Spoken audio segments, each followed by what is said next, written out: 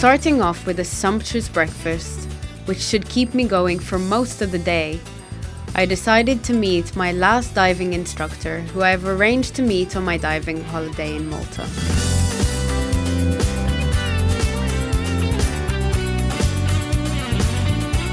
When one visits the islands for a diving experience, one would normally get acquainted to one dive centre, but I needed to get to know a few of them as well. After all, these are all the frontliners of the diving industry, and the dive sites they offer are the diving product of the Maltese islands.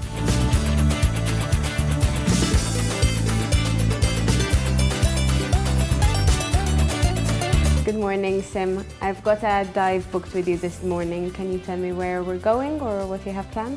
Today we have a very exciting dive, a dive we don't do very often. It's a wreck called the Pippo, which was an old fishing vessel made out of concrete. Concrete actually floats. I did not know that. But this one's and it's very close to St. Paul's Islands, Melleja area. We'll be going to the jetty in Farrugia, St. Paul's Bay, and it's about a 10-minute boat ride from there.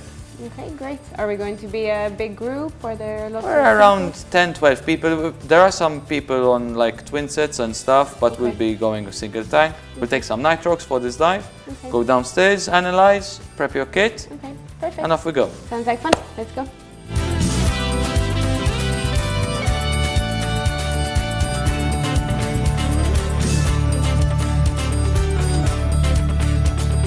We boarded Simon's dive boat from St. Paul's Bay. Reaching the Pippo wreck from here should be quick.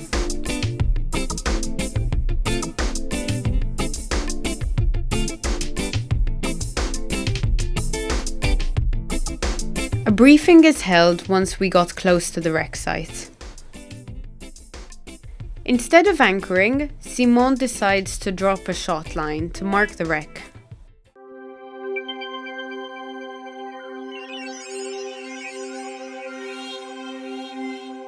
The Pippo wreck is a dive site accessible by boat and lies in a depth of 35 meters on the sand.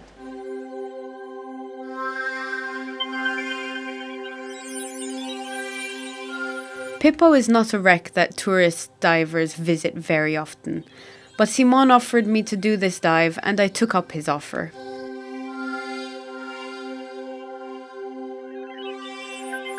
It's around 17 meters long and around 5 meters wide. It isn't a very large wreck, but it's very suitable to be done as a second dive when we're out for a full day with the boat.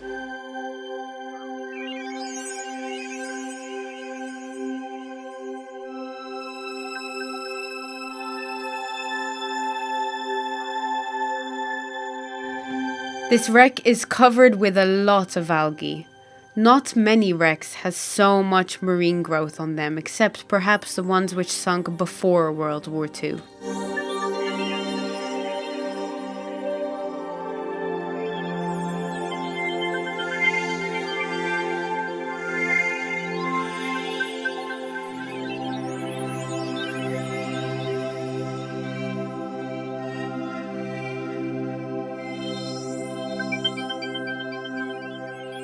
The construction of the hull of this wreck is a little bit different to many of the other wrecks we've got. It's made out of concrete with a wire mesh. She sank on her way back from Comino to Malta in 2004. This wreck is also full of ropes dangling around. Most probably there was an attempt to raise it, but these plans were either abandoned or the lifting operation was unsuccessful.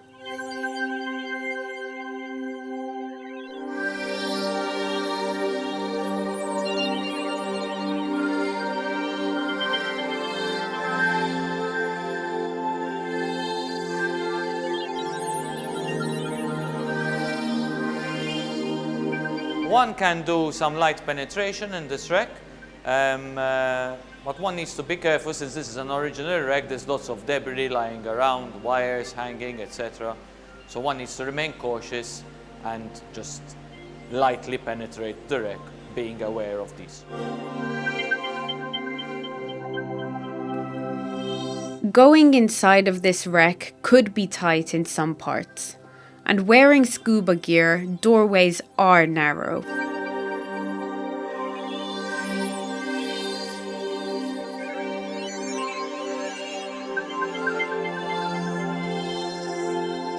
The Pippo is not one of the most popular wrecks to be dived on, but keeping this in mind, usually the marine life tends to be a little bit more spectacular since there's less divers visiting the site.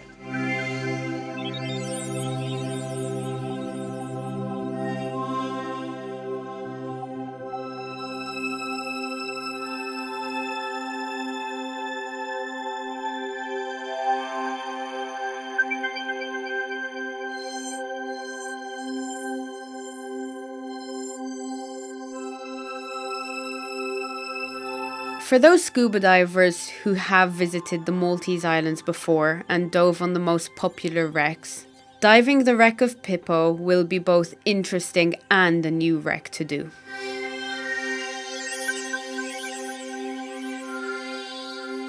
The Pippo wreck, having its hull made out of concrete, tends to attract more species of alga, and it seems to be more prolific as in its growth. It really likes the hull material, different to the steel wrecks that we have around the island.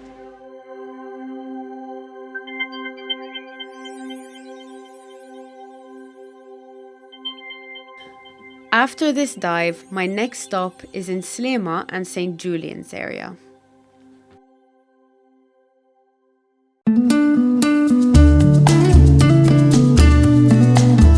With the largest concentration of hotels, bars, restaurants, shops and nightclubs, Slema and St. Julian's is home to Malta's largest entertainment and shopping zone.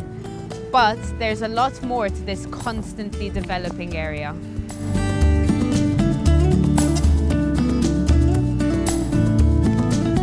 Crowds zip between the towns of Slema and St. Julian's for their mix of quiet daytime charm and a newer emerging cosmopolitan energy, making the entire region a one-stop shop for both entertainment and pleasant day-to-day living. The gourmet scene in St. Julian's is always growing too, attracting eager foodies all year round. Cozy cafes, bistros and pizzerias, authentic Asian restaurants and many fine dining venues make St. Julian's a great spot for a satisfying lunch or an intimate dinner.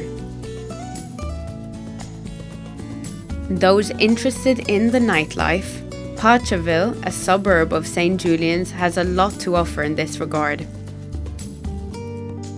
Of course, scuba diving needs plenty of rest, and consuming alcohol goes against the code of conduct with scuba divers. Alternatively, an easy half-hour ramble along the scenic promenade is all it takes to go from the happy hour in St. Julian's to a shopping spree in central Slema. For many years, Slema has been a typical Saturday morning plan for both locals and tourists who are looking for high street shopping or a unique piece from one of the local boutiques. When it's time for a break, tradition demands a stop at one of Slema's many seafront cafes that offer up a clear view of Malta's capital city. With senses refueled for bargain hunting, most shoppers head further up the Slema seafront towards the largest shopping complex on the Maltese Islands. This shopping mall boasts a scenic lookout point and an open piazza with unencumbered views of the Marsamxett harbour. This commercial space was intended to provide a cleaner and safer shopping experience for residents and tourists.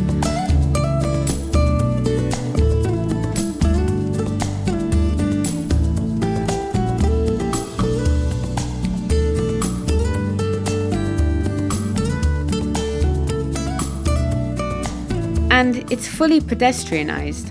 The car-free perimeter makes the mall especially popular with families and large groups. with over 60 retail outlets offering the latest fashion trends, sportswear, homeware, technology, leisure facilities, a wide array of wining and dining options, and a children's play area, all under one roof. This shopping mall has become a destination for anyone looking for a fully catered day out. Anyone wishing to cross over to the other side of the harbour can simply jump aboard a regular ferry service that runs between Sliema and the capital city of Valletta. But if a closer look at the history behind the whole of the Grand Harbour is in order, then one of the many tours readily available in the area are a sure bet. Nowadays, several companies dot the Sliema ferries, offering a wide variety of package tours, including the Harbour Cruise, which takes you to the Grand Harbour and the 3 cities.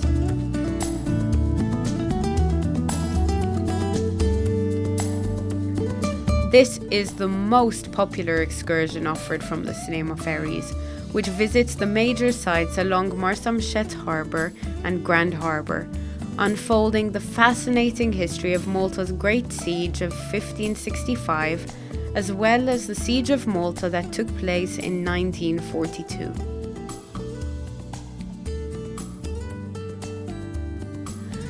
This half-day tour visits the harbour's historical fortifications, its battlements and lesser-known creeks, which can only be admired from the deck of a boat.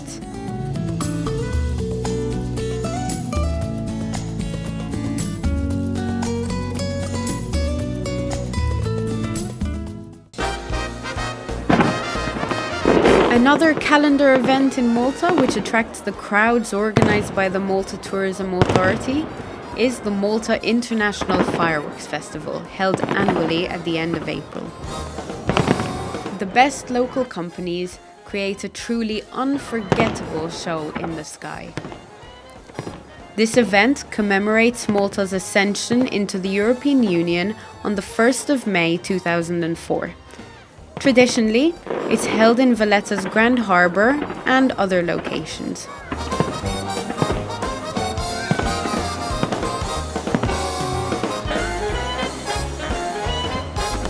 Fireworks in the country is an old tradition that dates back to the time of the Order of the Knights of St. John.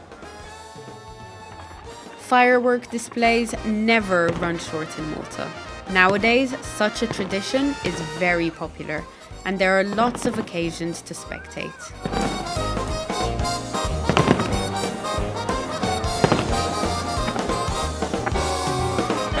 During the summer, fireworks can be found across the country every single weekend as part of the traditional celebrations of patron saints at village festas.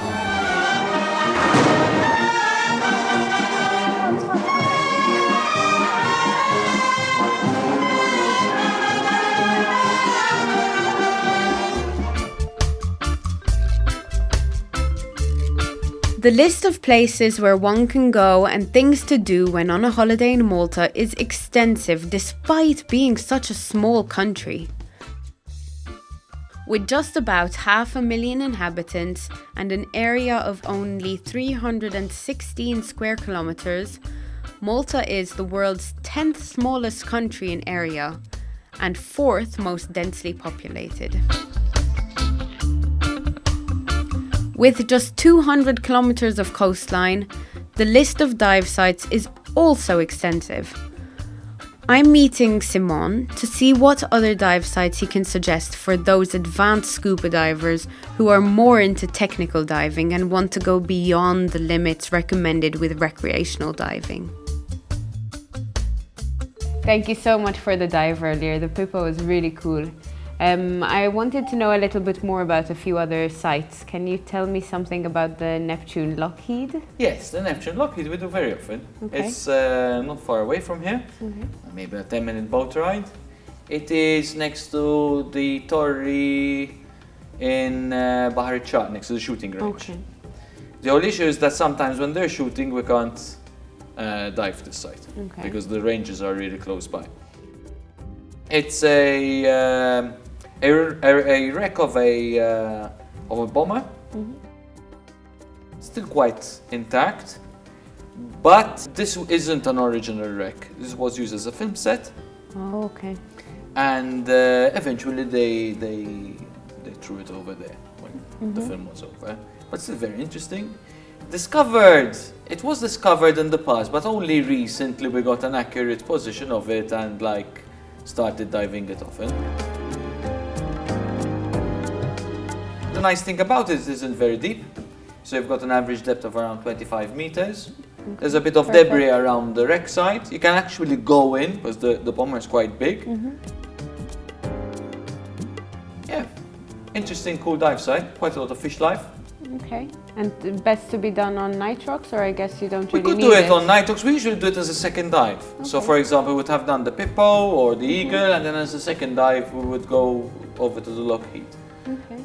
Very, very nice dive site. Okay. I recommend that you do it. Okay, that sounds fun. I would love to do it. I really like wrecks, definitely. And aeroplanes. Yeah, yeah. And I heard about the stubborn as well, but I don't know if that's a bit more advanced. The stubborn is definitely more advanced. Okay. She starts at 50 meters on the sand 56. Okay. She sits on her side, it's fully intact, sub.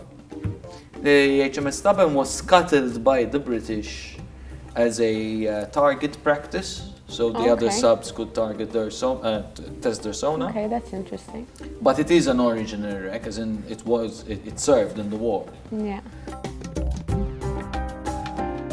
Fish life depends on the day.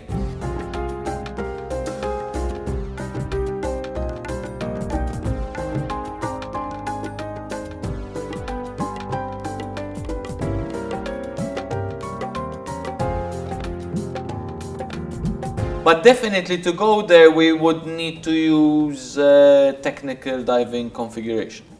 Okay. That is either twin set or side mount or rebreather. The most important thing is that we have a gas that we can decompress on. Okay. Because if you're going down there for at least 20 minutes, you've got about half an hour to 40 minutes of deco. So a little bit more advanced. If you're interested, I can guide you the way, the path.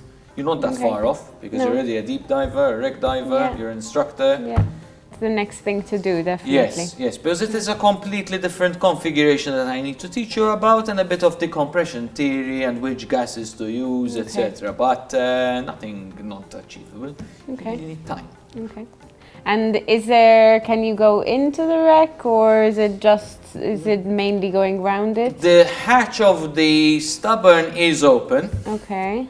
But it is very tight. You can imagine the compartments in the submarine are super tight, and you never know the silt inside. So dangerous. Yes. Definitely, I will not be taking you inside. There might have been people who have gone in, but I am not of the suggestion to penetrate this wreck. Okay. But there's one entrance, one exit. Yeah. But she's beautiful from the outside. You've got the tubes of the torpedoes with the torpedoes. Yeah, I've seen pictures. And 3 on each side in the front, 1 at the back. Beautiful conical tower, hard corals on it. Is it good, light enough to see properly? The light is quite okay, but also at those depths we usually take quite some powerful torches. Okay. And there you're looking for the detail, you know. Okay, well, I'm going to add it to my wish list for when I do technical diving. And I wanted to ask what this is, because I saw the picture and it looks really interesting. This one is a picture of the latest, one of the latest wrecks that the Underwater Heritage Malta has opened for divers. Amazing. It is a Liberator bomber. This is the largest intact full-wing aeroplane wreck that we can dive at the moment. And the really nice thing is that it sits in 56 meters, very similar to the Stubborn. She's in the south of Malta, so as soon as you go out from Marsaxlokk and the Freeport, on the right there's a reef called Ben Isa Reef. And just as the reef drops off, maybe 50 meters of it, you find this wreck. We have done a couple of trips, not many, maybe 3 or 4 times this year. I have yet to dive it. Okay. It was this summer I had to end up being captain rather than diver on the boat. But whoever went on it said it is fantastic. I mean, the dimensions of it are incredible, and it's really intact. There's still the oxygen tanks over there, all the props on the machine, on the engines. Wings are still pretty much in place. The tail is not there. Okay. But very impressive. I mean, when you're on it, the wreck, you can see the size of the wreck compared to a diver, how big it is. Yeah. I don't know exactly what the wingspan was of this thing, but it was one of the largest World War II bombers And around. it was sunk originally. It happened naturally. Yes, this happened during the war. Okay. On its return to the Halfar airport, which is just a few kilometers of where And it they sank. just found it recently, or? Yes, they found it around 2 years ago. They had to do a lot of research on this wreck because the pilot was still on the wreck. So they had to do proper research into it and make sure that there aren't any human remains on it. Okay. And they did 3D modeling, all the studies. And once all that was done and cleared with the Americans, they opened the dive site to the public. Well, You have to register for this dive site and pay a fee, okay. worth every single penny. And obviously this, once you're a tech diver, it is at a very comfortable depth. Because when we're tech diving, it's usually we start with around wrecks between 40 to 50. And then once we go trimix, we start going to wrecks till around 65. And then we go hypoxic trimix, and that's anything above 65. So this is very comfortably in entry-level trimix divers to access this wreck comfortably. You could easily spend half an hour on that wreck with an hour of deco. Okay, that sounds interesting. Well, not for now, but it has to be added to my list. This is an incentive for you to go. Exactly. Thank you very, very much. You're more than welcome. Well, I've enjoyed my days and nights in Central Slema and St. Julian's to the full. Let's see, I've enjoyed a bit of the nightlife, went scuba diving, tasted the local cuisine, taken in some seriously fascinating history and breathtaking views, and I even picked up some lovely things to wear for my last night out. Come to think of it, where will that be?